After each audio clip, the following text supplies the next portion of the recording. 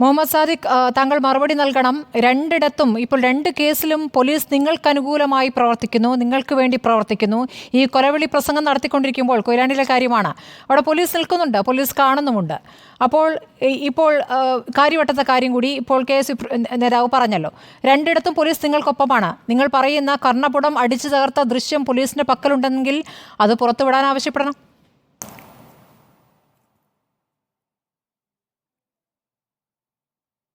അല്ല, പോലീസ് ഞങ്ങളുടെ പക്ഷത്താണെന്നോ മറ്റാരുടെയും പക്ഷത്താണെന്നോ എന്നുള്ള നിലക്കുള്ള ചർച്ചയിലേക്കൊന്നും പോകേണ്ടതില്ല. നമ്മൾ ഈ നടക്കുന്ന വിഷയത്തെ ഇവിടെ രണ്ടുപേരും പരാമർശിച്ചല്ലോ, അതിനോട് എനിക്ക് കൂട്ടിച്ചേർക്കാനുള്ള വാദങ്ങൾ കൂടെ കേൾക്കാൻ തയ്യാറാണ്. വളരെ സൗമ്യവും ശാന്തവുമായി ഈ ഗുരുദേവ കോളേജിൻ്റെ പ്രിൻസിപ്പാൾ ഒരുപാട് കാര്യം പറഞ്ഞു. സ്മൃതി അതിലൊന്നും ഇടപെടാതെ വളരെയധികം സമയം കൊടുത്ത് അദ്ദേഹത്തിന് പറയാനുള്ളതെല്ലാം കേട്ടു. അദ്ദേഹം എന്തെല്ലാം കാര്യങ്ങൾ പറഞ്ഞു. ആ ക്യാമ്പസിലെ വിദ്യാർത്ഥികളെല്ലാം എല്ലാ വിദ്യാർത്ഥികളും അദ്ദേഹത്തിന് അനുകൂലമാണ്. ആ ക്യാമ്പസിലെ അധ്യാപകരെല്ലാം അദ്ദേഹത്തിന് അനുകൂലമാണ്. അദ്ദേഹം തങ്കപ്പെട്ടൊരു മനുഷ്യനാണ്.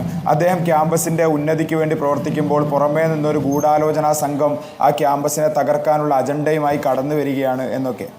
എന്നാൽ ഈ പ്രിൻസിപ്പാൾ തന്നെ ഏതാനും ആഴ്ചകൾക്ക് മുമ്പ് ആ ക്യാമ്പസിലെ ഒരു അധ്യാപികയെ മാനസികമായി പീഡിപ്പിച്ച അധ്യാപികയെ പുറത്താക്കിയിട്ട് ആ അധ്യാപിക നൽകിയ ഒരു പരാതിയുണ്ട്. അതേക്കുറിച്ച് അദ്ദേഹം പറഞ്ഞു എല്ലാ അധ്യാപകരും അദ്ദേഹത്തിൻ്റെ കൂടെയാണ് എന്ന് പറയുമ്പോൾ എൻ്റെ കയ്യിൽ ആ പരാതി ഇരിക്കുകയാണ്.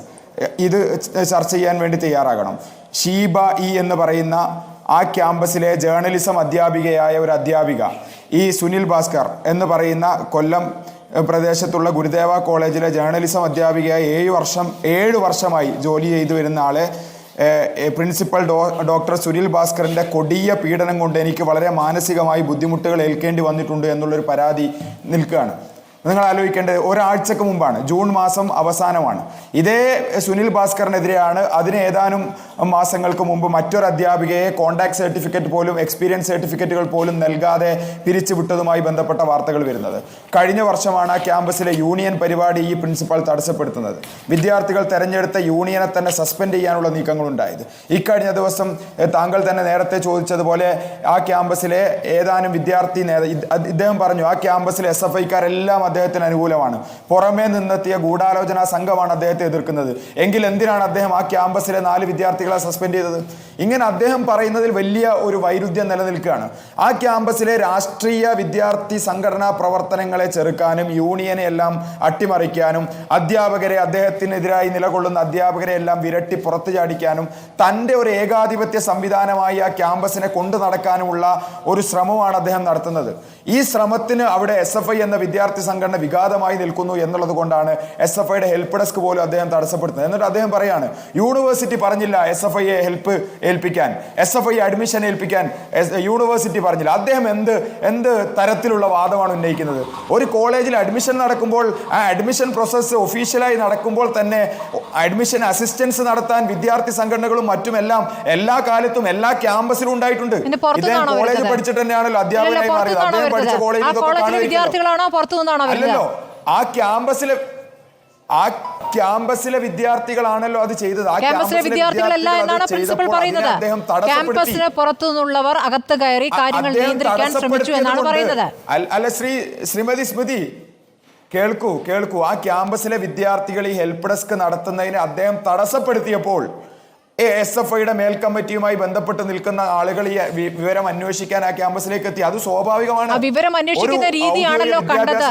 നമ്മൾ കാണുന്ന ദൃശ്യങ്ങൾ, നിങ്ങൾ വിവരം അന്വേഷിക്കുന്ന രീതിയും നിങ്ങൾ കാര്യങ്ങളോട് പ്രതികരിക്കുന്ന രീതിയുമാണല്ലോ.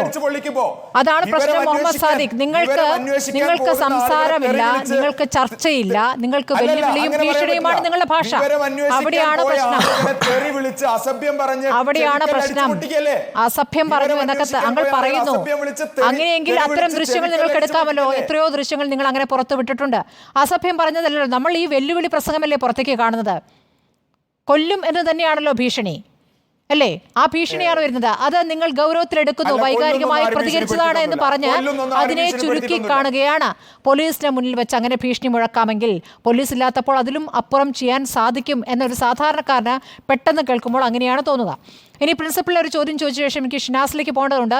പ്രിൻസിപ്പൾ ഇപ്പോൾ പറഞ്ഞ പ്രധാനപ്പെട്ട കാര്യം, ഇപ്പോൾ മുഹമ്മദ് സാദിഖ് ചൂണ്ടിക്കാണിച്ച ഒരു പ്രധാനപ്പെട്ട കാര്യം, അല്ല ഞാൻ പറയുന്നതിനെ തടസ്സപ്പെടുത്തിയിട്ട് അടുത്ത ആളിലേക്ക് പോലെ അല്ല ഞാൻ പറയട്ടെ ഞാൻ പറഞ്ഞ് പൂർത്തീകരിക്കുന്നതിന് മുമ്പ് അടുത്ത ആളിലേക്ക് എങ്ങനെ പോകും? ഇത്രയും രണ്ടാളുകൾ KSU നേതാവ് പറഞ്ഞു, പ്രിൻസിപ്പൾ പറഞ്ഞു, അതിനൊക്കെ എനിക്ക് മറുപടി പറയണ്ടേ? അല്ലാതെ ഇവരെ ഏകപക്ഷീയമായി പറഞ്ഞു പോയിട്ട് ഈ പ്രേക്ഷകർ ഏകപക്ഷീയമായിട്ടൊന്നും നടന്നിട്ടില്ല. താങ്കൾക്ക് പറയാനുള്ളത് പറയണം. പറയുന്നത് ക്ഷമയോടെ കേൾക്കാനും തയ്യാറാണ്. ശ്രമിക്കുന്നത് ഇത്തരത്തിലെല്ലാം പ്രിൻസിപ്പൾ മോശമായി പെരുമാറി. ഈ കാര്യം അന്വേഷിക്കാൻ ചെന്ന വിദ്യാർത്ഥികൾ അസഭ്യം വിളിച്ചു, ചെവിക്കല്ലടിച്ചു പൊട്ടിച്ചു. എന്നിട്ട് താങ്കൾ പറയുന്നു ദൃശ്യം വേണം. ഈ KSU നേതാവ് കാര്യവട്ടത്തെ ഒരുപാട് സംഗതികൾ പറഞ്ഞല്ലോ. ഇതേ സംബന്ധിച്ച് അതിന്റെ ദൃശ്യം എവിടെയെന്ന് നിങ്ങൾ ചോദിച്ചോ? SFIക്കാർ മർദ്ദിച്ചതിന്റെ ദൃശ്യമുണ്ടോ എന്ന് പ്രതികരണം കണ്ടില്ലേ? തുടക്കത്തിൽ കാണിച്ചല്ലോ, കണ്ടില്ലേ? ഈ ചെവിക്കൽ അടിച്ചു പൊട്ടിച്ച ആളുടെ പ്രതികരണം കണ്ടില്ലേ നിങ്ങൾ? അടിച്ചു പൊട്ടിച്ചു എന്നതിന്റെ റിപ്പോർട്ടുകൾ നിങ്ങൾക്ക് കാണിക്കാമല്ലോ. ആശുപത്രിയിലാണല്ലോ, ചികിത്സയിലാണല്ലോ, ഡോക്ടർ റിപ്പോർട്ട് കാണിക്കാമല്ലോ. എന്താണ് ഇത്ര നേരത്തോട് നേരമായല്ലോ, എന്താണ് അത് പുറത്തുവിടാത്തത്? മെഡിക്കൽ റിപ്പോർട്ട് എന്റെ കയ്യിലുണ്ടല്ലോ, മെഡിക്കൽ റിപ്പോർട്ട് ഉണ്ടല്ലോ. കയ്യിലിരുന്നിട്ടാണ് എന്താണ് പുറത്തേക്ക് വരാഞ്ഞത്? നിങ്ങൾ ഇത് കേൾക്കാൻ നേരത്തോട് നേരമായിട്ട് എന്താണ് ആ വാർത്ത പുറത്തേക്ക് വിടാത്തത്? ഈ മാധ്യമങ്ങൾ ഇത് എടുക്കാൻ തയ്യാറാവണ്ടേ? ഈ വാർത്തയെല്ലാം ഉണ്ട് ശ്രീമതി സ്മൃതി. നിങ്ങൾക്ക് ഈ വാർത്ത വേണ്ട. നിങ്ങൾക്ക് SFI വിരുദ്ധമായ വാർത്തകൾ മാത്രം ഈ 24 മണിക്കൂർ മതി. മെഡിക്കൽ റിപ്പോർട്ട് വായിക്കൂ. അങ്ങനെയൊന്നും ഒരു മാധ്യമവും ചെയ്യില്ല. ഞാൻ താങ്കൾക്ക് വാട്സപ്പ് ചെയ്യാം. മെഡിക്കൽ റിപ്പോർട്ട് കൃത്യമായി നിങ്ങൾക്ക് അയച്ചു തരാൻ ഞാൻ തയ്യാറാണ്. ഇതാ ഈ ചിത്രം എന്റെ ഫോണിൽ നിങ്ങൾ കാണുന്നുണ്ടോ എന്ന് അറിഞ്ഞു. ഇതാണ് ചിത്രം. ചിത്രം അയച്ചിട്ട് കാണില്ല, അങ്ങനെ കാണില്ല. മുഹമ്മദ് സാദിഖ് അങ്ങനെ വ്യക്തമാവില്ല. താങ്കൾക്ക് പറയാം എന്താണ് മെഡിക്കൽ റിപ്പോർട്ട്. ചിത്രം നോക്കൂ. അങ്ങനെ കാണിച്ച വ്യക്തമാവില്ലേ? കുട്ടിയുടെ ഇടത്തെ ചെവിയുടെ കേൾവി ശക്തി കുറഞ്ഞിരിക്കുകയാണ്. ഇടത്തെ ചെവിയുടെ കേൾവി ശക്തി വിദഗ്ധ ചികിത്സ വേണമെന്നാണ്. എന്താണ് മെഡിക്കൽ റിപ്പോർട്ട്? ഡോക്ടറുടെ റിപ്പോർട്ടാണല്ലോ. മെഡിക്കൽ റിപ്പോർട്ടിലാണ് പറഞ്ഞിരിക്കുന്നത് 6 മാസത്തോളമുള്ള ചികിത്സയ്ക്ക് ശേഷമേ ഈ വിദ്യാർത്ഥിയുടെ കർണപുടം സാധാരണഗതിയിലേക്ക് പ്രാപിക്കുകയുള്ളൂ എന്നുള്ളതാണ്. ഇതാണ് മെഡിക്കൽ റിപ്പോർട്ട്.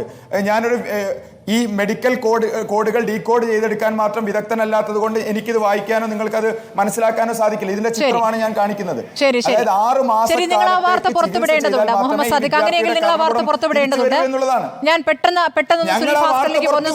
വിടാൻ തുടങ്ങിയിട്ട് ദിവസങ്ങളായി. മെഡിക്കൽ റിപ്പോർട്ട് ഇപ്പോൾ മുഹമ്മദ് സാദിഖ് കാണിക്കുകയാണ്. അതിന്റെ ആധികാരികത വ്യക്തമാണെങ്കിൽ ഒന്നുകൂടി കാണേണ്ടി വരും. പക്ഷെ അപ്പോൾ